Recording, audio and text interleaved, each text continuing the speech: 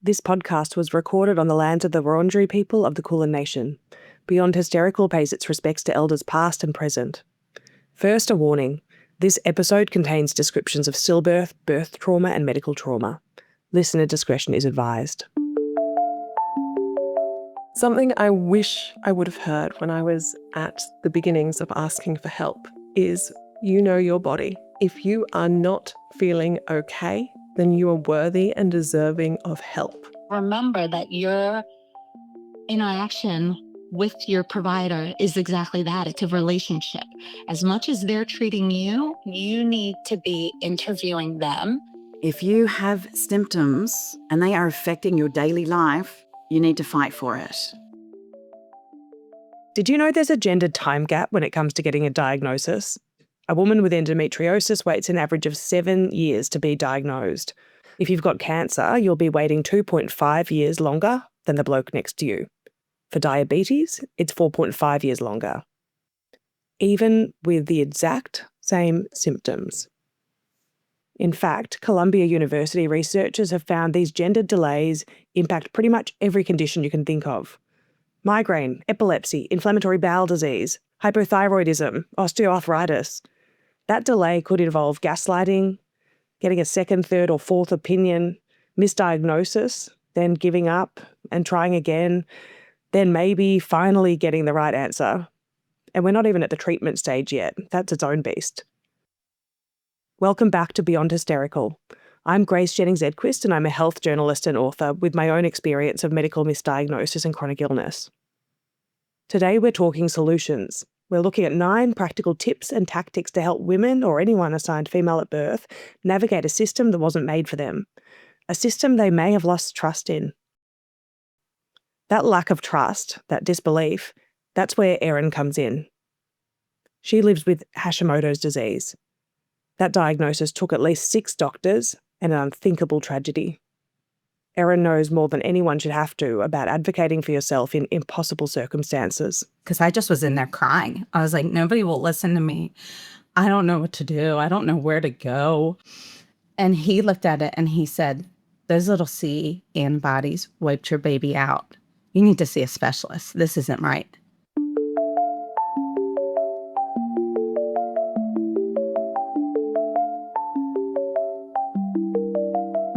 They told us, sweetheart, it's all in your head. Just a womb on the move, the man once said. Time moved on, but a shadow remained. I sat down with Erin to hear her story, which starts in 2018. She's pregnant and living in a rural town we won't name for privacy reasons. Around 14 weeks, I was just doing my regular bloods. And they got my blood results back and said everything's normal. And then I looked at my blood work on my chart and they were not normal. Erin notices her blood results show the presence of something called antibodies, which can mean her fetus is at risk. So I call back and I say, I just want to do a little bit more investigating. I don't think that this is right. And they say, no, it's not worth our resources. And I have to fight and say, I have insurance, I can pay for it. I don't understand why it's saying that there's antibodies present. This never occurred with my first pregnancy. So finally, after being told that I was combative and some negative things, they said, fine, we'll do it to appease you. And so they did a redraw at 20 weeks and it came back normal, no antibodies present. And I got this kind of reprimanding, see, we told you, everything was fine. As Erin's pregnancy continues, she has this growing sense her fears just aren't being taken that seriously. The hospital's overbooked. Her 20-week ultrasound gets pushed back. She's afraid the clinic could be cutting corners. I kept saying, this is unacceptable. I need to do it within this time frame. These are the guidelines. And the receptionist had told me that I was being combative. So I would call and I just wouldn't get calls back. Finally, she gets that routine scan. Everything seems okay. But as her due date approaches, things take a tragic turn. Finally, fast forward to 37 and 4 days pregnant, and I felt decreased fetal movements. And I went into the hospital, and when I got there, they couldn't find a heartbeat. And my son had already passed. I just knew. I knew that it was something missed. I knew in my heart the whole time that it should have been investigated. I just knew. Erin's son is gone. She labours for an unimaginable 32 hours to bring his stillborn body into the world. So we went ahead and we started with the induction, and they did blood work, just kind of standard when you start with the Pitocin. And about an hour into the induction, they stop. They come in. And I'm like, what's going on? And they said, we got your blood work back. There are these antibodies present. And we can't continue with the induction because if you need a blood transfusion, we don't have the blood on hand. We have to wait for the blood to fly in. The antibodies showing on her blood test were called little c antibodies.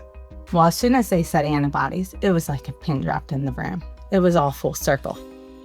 And I just knew it was those antibodies that had shown up in that testing that they told me not to worry about. It is not an easy delivery. Erin is horrified by the way she's treated. They forgot to turn on my epidural. They told me that I needed to calm down, the pain wasn't that bad. Really, the epidural wasn't on, and I was feeling every little thing. I kept saying, I felt really sick, and they were like, no, you're just being dramatic. I literally had a nurse tell me I needed to calm down. And I said, no, I feel really bad. Can you please check my temperature? I had 103 fever. They had to give me IV antibiotics during it because I got an infection. They didn't know if it was from the placenta. But again, they were telling me you need to calm down. You're being out of control. Finally, she delivers her son. She and her husband give him a name and they return home. But something's off. She still feels sick. She flags it at her follow-up appointment weeks later. But I felt bad. I felt really, really bad. Not postpartum bad, but just really bad. I said, I can't do this. I physically couldn't get out of bed. I would stand up in pain and I would faint because my hips just hurt so bad. And I went into the office and told them, and they're like, well, you're depressed. Do you need anxiety medication? Do you need antidepressants? And they wanted to just write me pills. And I was like, I remember saying to him, yeah, I'm depressed. This is a sad thing. I should be depressed. I don't want medication. Medication's just going to kick the can down the road. I need help. Something's not right. And they just dismissed me. No, you're fine. You're just postpartum. Erin travels 90 minutes to get a second opinion from a different obstetrician. He literally said to me, I'm not touching this case. He's like, I can't get involved with this. Then she makes an appointment with her GP. He's a man she describes as a shining light in the healthcare system. He had a history of working in obstetrics, and he looked at my case because I just was in there crying. I was like, nobody will listen to me. I don't know what to do. I don't know where to go. And he said, okay, let's sit down and look at this. A good guy in the healthcare system. It's that GP who finally gives Erin a clear opinion on those little c antibodies that turned up in her blood work. And he looked at it and he said, those little c antibodies wiped your baby out. You need to see a specialist. This isn't right. And I felt seen. I was like, oh my God, okay. And I was like, and what about me? He said, you got to go to somebody that really knows this stuff, and you need to get looked at. You need to get genetic testing. You need all of these things. I can't do it, but you need to go get it done. Erin's already seen every relevant doctor within a 90-minute radius, so she goes further afield to a specialist in a large city 6 hours away. And he put me under the telescope. I mean, they did every blood test, looked at everything, looked at my son's case, and ultimately it was decided he did die from the little c antibodies. Those antibodies can cause a condition called hemolytic disease of the fetus and newborn, which is what Erin's son died from. During that time, they looked at my TSH, my thyroid panel, and saw that it was out of range. He referred me to an endocrinologist. That endocrinologist wants to wait and see how Erin's symptoms progress. She doesn't. She finds another endocrinologist. More tests.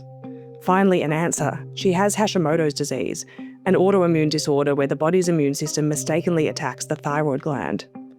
But the way that news is delivered is another blow. And so I got my diagnosis via email. No information, no conversation, no nothing. And I called the office and I said, is this how you deliver news to people? Like, this is really unacceptable. I was so upset. She said, what? Like, it's not that big of a deal. It's not like it's cancer. It's just Hashimoto's. So on Erin goes to see a third endocrinologist. This is at least doctor number 6, if you're counting. And at that point, I was just so angry. And I said to him, look, I need somebody that's going to listen. I need somebody that's going to be proactive. I need somebody that's going to actually run tests and like do something, right? And he did. Another light. Like, he was so good, and he ran the test and investigated and got me on medication, and it was life-changing. It really, I started feeling better. I got scans done. He referred me for all of these things. Let's rule out X, Y, and Z. Erin is given medication, changes her diet, and gets her Hashimoto symptoms under control. So now I feel like pretty good. It took a long time and a lot of doctors, but here I am. Eventually, Erin becomes pregnant again. It's a little girl, and this time doctors keep a close eye on Erin and her baby throughout the pregnancy. I had another baby afterwards, and she was born with little C antibodies, and she ended up having to have blood transfusion. She was also anemic in the NICU for a month, but I was monitored very closely. Erin looked at taking legal action over the loss of her son, but ultimately she was told there wasn't enough evidence to prove the hospital was at fault. When a tragedy happens, you're obviously not thinking clearly. So I did not have an autopsy for my son. So there was not that much evidence to go off of a lot of things, which skewed the investigation. So for legal reasons, I can't say for certain that if a doctor had listened to Erin earlier, her son would have survived. But it's a heartbreaking, infuriating what if. Little C becomes more aggressive at the end of pregnancies, which is why it was so high at 37 and a half weeks when he died. And instead of saying, hey, this antibody, let's just kind of keep an eye on it, they just said, don't worry about it. And it's a what if Erin has to live with for the rest of her life. It goes without saying that Erin did not lose her son because she didn't advocate hard enough. Advocacy is not a silver bullet, but it is part of the solution, a part that we as patients can control. So now I want to share 9 practical tips to stand up for yourself when you feel like the system and the people in it just aren't hearing you. Tip number 1 is to brush up on your knowledge about your rights as a patient. In case you're not across patients' rights, here's your handy 1-minute primer. So the Australian Charter of Healthcare Rights includes 7 fundamental rights that all patients have when it comes to their healthcare. These are a roadmap of what's reasonable for you to expect as a patient. If you feel something's not right, or if you're being told that you're overreacting, these rights are kind of like your touchstone. So you have a right to access to healthcare, privacy, safety, which includes the right to be cared for in an environment that makes you feel safe, respect, which includes the right to have your culture, identity, beliefs and choices respected throughout your treatment. Partnership, which means you have a right to ask questions and to feel like your healthcare choices are being done with you, not to you. You also have a right to information, and this is a big one. You have a right to clear information about the possible benefits and risks of different tests and treatments, so you can give your informed consent. And you have the right to be told if something has gone wrong during your healthcare. Finally, on top of all this, you have the right to give feedback or make a complaint without it affecting the way you're treated. These are not just nice to have or guiding principles. These are actually your rights as a patient. Now I want to introduce you to someone who knows a lot about advocating for yourself in a healthcare setting, Jane Hutchens. She's a researcher at the Insight Research Institute at the University of Sydney. Learning how to self-advocate can be really complex, and it depends on the person. So you might have someone who's really experienced in self-advocating in other contexts, at work or something, or even in their family, but they know nothing about their health condition. So what they need to focus on is learning about that. There's a full spectrum. She's actually studied patient self-advocacy, which, if we're going by the dictionary definition, basically means patients gaining and using knowledge to assertively communicate and make decisions. But before we go there, a quick word on what we're not talking about. Because if you go into that consultation, I'm going to advocate that I'm going to get methylene blue to cure whatever, the latest thing on the social media at the moment. That's not self-advocating. The issue is around not about getting that particular test or that treatment. The issue is, I had this concern, this is what I think might be helpful, this is what I need information about what it is, I need to know what I can do, how long will I be unwell, what are the side effects of that drug, what will happen if I don't take it, what will happen if I do, is there an alternative? So it's that, and if you're clearer about what self-advocacy is, and it is about being heard and being part of the discussion, then you're more likely to feel successful in it. So, self-advocacy isn't about you demanding a particular outcome and the doctor blindly giving it to you, no questions asked. It's more about actively participating in your healthcare. But now, on to the episode's second practical tip for learning how to advocate for yourself as a patient. Number 2, strong communication. Communication that starts before you're in the room with the doctor. If you can be really clear before you go in the consultation what your goals are and what your needs and priorities are, it's going to make it much easier to communicate that. This can be hard to do when you've got a huge number of symptoms or concerns to discuss, but wherever possible, Jane says, try to be clear on what your key 3 or so symptoms or concerns are before an appointment. You might want to write down a list of the key things you want to find out. Do ourselves a really, really big favour if we can just chop it down to, but these are the 3 things I need to know in this appointment. And be really clear about that. And the more you kind of process it beforehand and bounce that off people, that will help. She adds that you might have to go into the appointment ready to rephrase your concerns in a couple of different ways. Being prepared to not get the response you want. Sometimes it might take a couple of times of asking in different ways. We know from the research women do that. They ask and get around and go plan B and C and D. Clear communication with doctors also ensures you really understand what they're saying. And that can be really hard, particularly if it's not said clearly. I've done it. I've been in an appointment, walked out and thought, did I even ask that question? I can't even remember. And here comes practical tip number 3. Take notes or bring a support person to take notes so you don't forget what was said in an appointment. So doing both, taking notes of the important things and having someone else that you can walk outside and go, okay, what did you hear then? And compare notes. Here's tip number 4. And this one is courtesy of Jane Hutchens and Erin. Know about your own condition.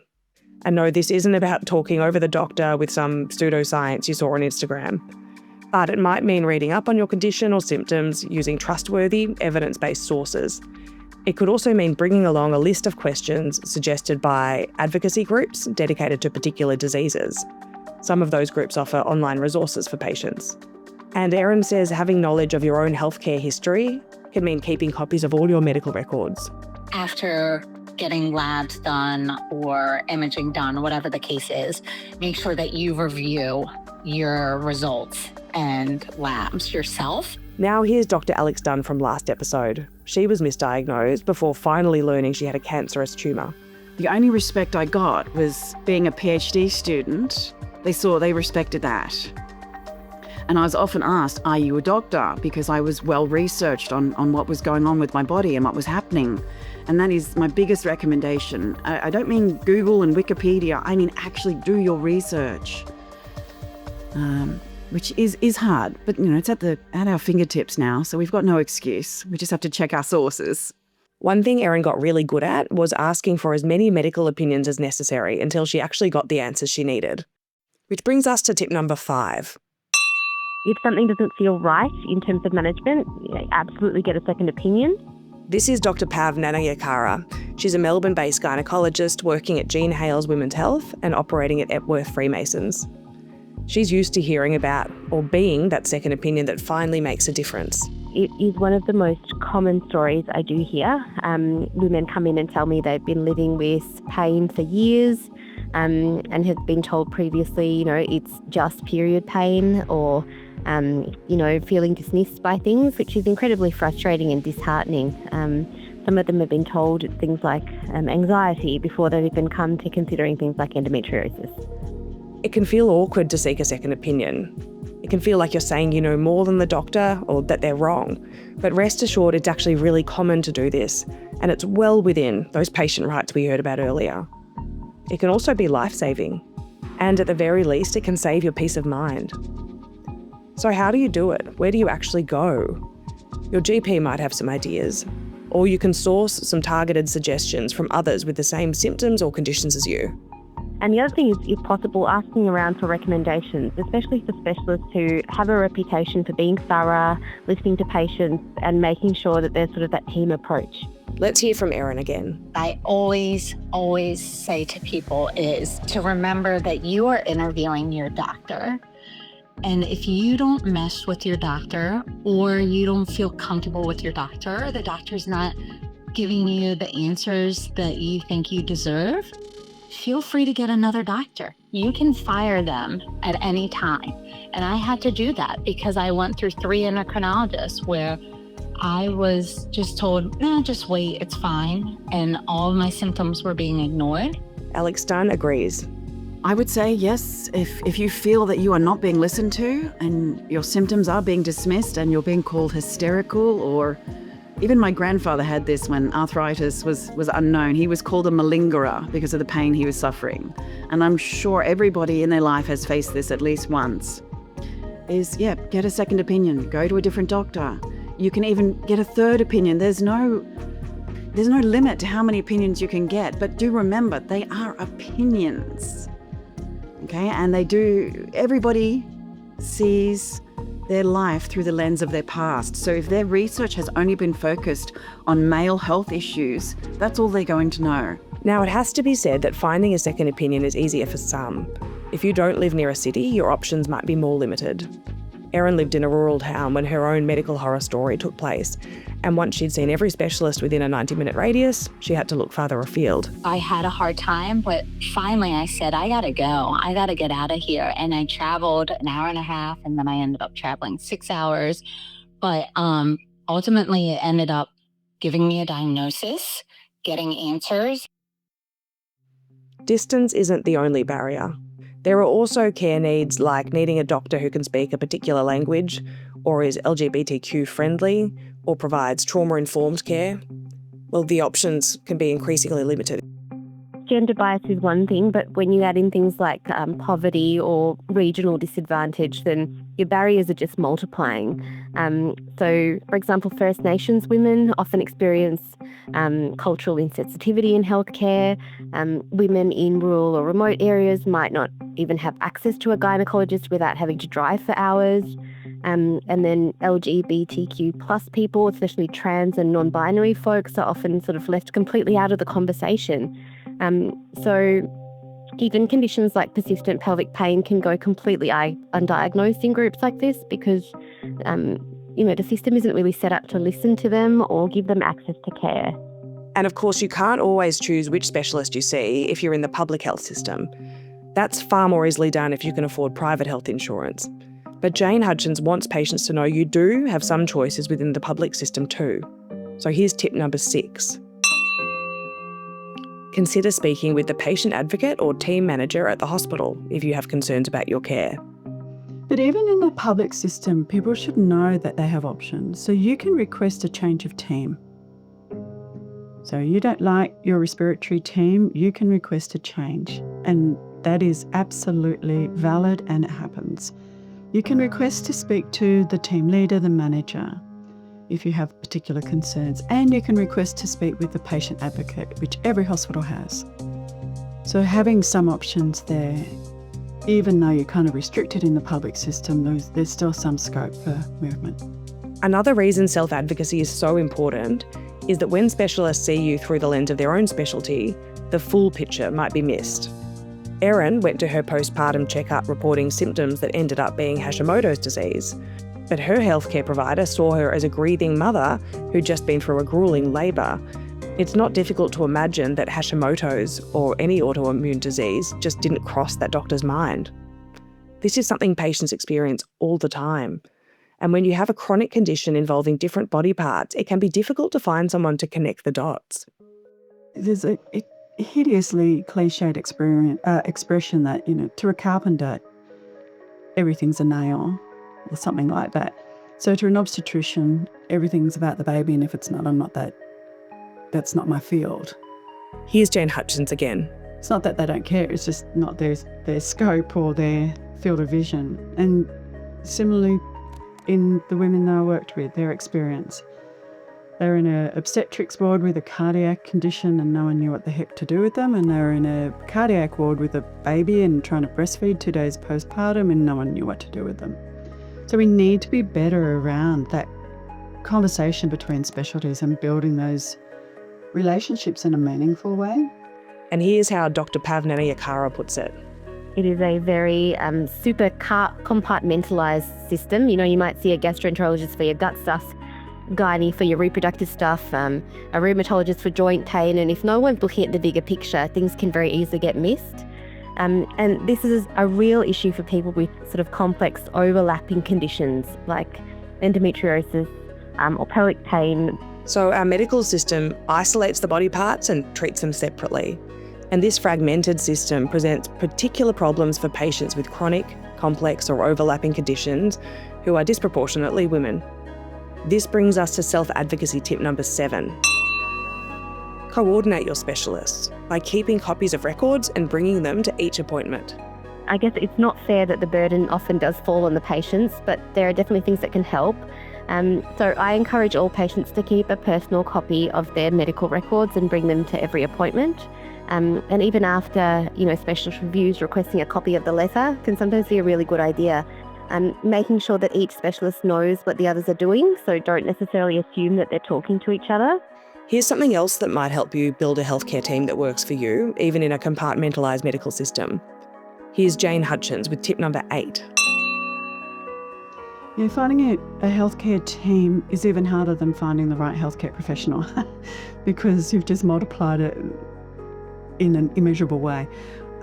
So I'd start with, if you have a healthcare provider, whoever it is, any one of those healthcare professionals that you trust, connect, you like the way they work, you like the way they communicate, then ask them.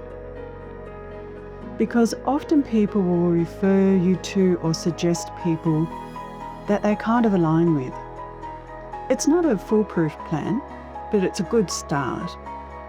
So your GP will probably know a dozen orthopaedic surgeons, but they might think, oh, actually you're a better fit with that person. So basically, if you've found one doctor you connect with, ask them for the names of other specialists they'd recommend. And finally, here's tip number 9 on how to advocate for yourself as a patient. Connect with other patients who share your condition. The other place that can be really helpful is in support organisations, because you'll meet other people with similar conditions. And this is working on the theory that you have a condition that you know what it is. And they will be able to say what their experiences have been like. And it's important to know that just because, Jenny really liked that GP, you're not necessarily going to. But the more you understand that person and you read their posts or you connect with them in a group, you'll get a sense of what they're like. So those support groups like peer support groups online, so the Cancer Council has teens and young people's peer support. They can be really safe, particularly if they're moderated, because it can kind of filter out dodgy information. Facebook communities can also be really good and they can be really problematic. So it depends on the group. Erin and Alex both found useful communities and information online, which strengthened their knowledge and therefore their self-advocacy. I ended up going on to Facebook and some other social media platforms, and I found a lot of support through just typing in some keywords there, which was great. I got questions to ask my providers or things to do when I had flare-ups or ways to help with when my son passed for subsequent pregnancies. And these were really, really helpful support groups with controlling my symptoms or being able to navigate my healthcare in the future. But a couple of words of caution here. Firstly, there can be a downside to online support groups, especially unmoderated ones. Here's Jane Hutchens again. Well, the trick about working with those groups and getting information online is being able to assess the reliability and accuracy of it. And that's a skill that's hard. being able to interpret research is hard as a researcher.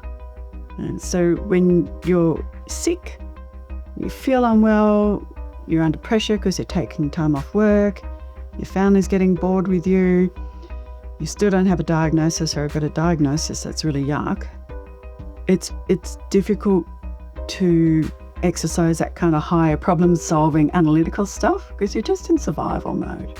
So while there are benefits to doing your own research, keep in mind that what you read on social media and other online platforms isn't always evidence-based. Sometimes it's spread by people trying to sell you something or otherwise cash in, Jane Hutchens says. She gives the example of menopause and perimenopause. And yes, these are different health issues to the one we've talked about so far in this episode, but they show how doing your own research online can empower you or can lead you down some expensive and possibly even dangerous rabbit holes. One of the real problems in the menopause space at the moment is that in the void left by lack of a lot of really good quality research and public leadership in this space, just everyone has jumped in. Like everyone. You can do a 6-month menopause program run by someone who's a real estate agent. There's a lot of cherry picking of data and really inappropriate discussion of data. And at the other end, you have alternative practitioners, I would say, who would say that you don't need any intervention at all. It's difficult to filter that information as easily, and it does make women vulnerable to misinformation. And you just really want something to make you feel better. And you'll fight for it, even if it may be not the right thing for you at that time. Finally, be aware that not all doctors respond well to patients who assertively do their own research and bring that information to appointments. Here's how Alex puts it. But the problem is that people see that as aggression. And Erin was called combative and rude when she tried to insist on an appointment during her pregnancy. I was just trying to get what I thought I needed and my child needed. And to be told that I was being rude and combative was just so jarring to me, because I felt like it was one of those instances where you have to be stern to get what you need and what you want for your child. But it was being met with a lot of negative reactions. Jane Hutchens says there's no definitive answer about how patients who begin to assertively advocate for themselves might be seen or treated by doctors. It really depends. So people, when they try to self-advocate, can be perceived as being annoying, demanding, whatever. Or they can be perceived as, oh, interesting, we've got a partner in this, and that's great because as a health professional we want to do shared care, and this is really great that they're engaged. So, and it can go anywhere in that whole spectrum. And sometimes it can go anywhere in that spectrum with the same healthcare professional because of their day, their life, whatever. Jane also points out an unfair truth. When faced with injustice or medical gaslighting, some voices may face extra difficulties when trying to speak up. I think the other part about how people are perceived and people not wanting to be pushing is a much bigger issue around women's voices in the world. And it's very difficult to just say, well, just speak up, like there's no context for that happening. And I'm really conscious I'm sitting here as a middle-aged, middle-class, educated white woman, and I find it hard sometimes. So imagine if I was an Aboriginal woman who'd experienced systemic abuse and racism, if English was my second language, if I didn't have any education, if I had cultural barriers about questioning someone who's older than me or someone in a position of authority. I think it's really important that we keep that in mind as well, that whole intersectional complexity, which just makes the answer harder, sorry. This is an important point. Institutional racism remains a significant barrier to accessible healthcare for Aboriginal and Torres Strait Islander people, despite having worse health outcomes than the general population as an ongoing result of colonisation. Research also shows that 1/3 of Indigenous Australians who did not access health services when they needed to said it was because of discrimination or culturally inappropriate care. Separate research from the University of Sydney shows that young people from marginalised groups often don't seek healthcare when they need it because they'd previously experienced discrimination. Many of these patients felt misunderstood, judged, or not taken seriously due to their cultural background, their sexuality, gender, age, or homeless status, for example. More on those barriers in later episodes. Sadly, self-advocacy is not a panacea for the prejudices that can bleed through these institutions. Erin knows that. All the same, she's promised to always stand up for herself when something doesn't feel right in the medical system, unapologetically. I think as women, you're conditioned to have that, like, I'm really sorry, the submissiveness to it. And it got to a point in my journey, I was like, I'm not apologizing anymore. I'm not doing this. I'm going to ask for what I need. I'm Grace Jennings-Edquist. Thank you for joining me on Beyond Hysterical, Episode 2. Thank you to our guests, Erin, Jane Hutchens, Dr. Pav Nanayakkara, and Dr. Alex Dunn. Next time, we're zooming out to the big picture stuff, like, can overhauling medical degrees fix gender bias? Is the current Medicare rebate setup sexist? And are women doctors actually better at listening to women patients? Beyond Hysterical is created and hosted by me, Grace Jennings-Edquist. I'm also the executive producer. Sally Spicer is our senior producer, and Michael Joyner is our audio editor. Don't forget to follow the show on Instagram at Beyond Hysterical. Beyond Hysterical shares the opinions of individuals and provides information only for educational purposes. It should not be relied upon for health or medical advice and is not a substitute for professional health advice. Brushed off, blamed, in creeps self-doubt. Still told to breathe instead of shout. Girl, the system wasn't built for us, but for men, why you making a fuss? Enough. If listening to women is seen as radical, then doc, come on, let's move on from hysterical.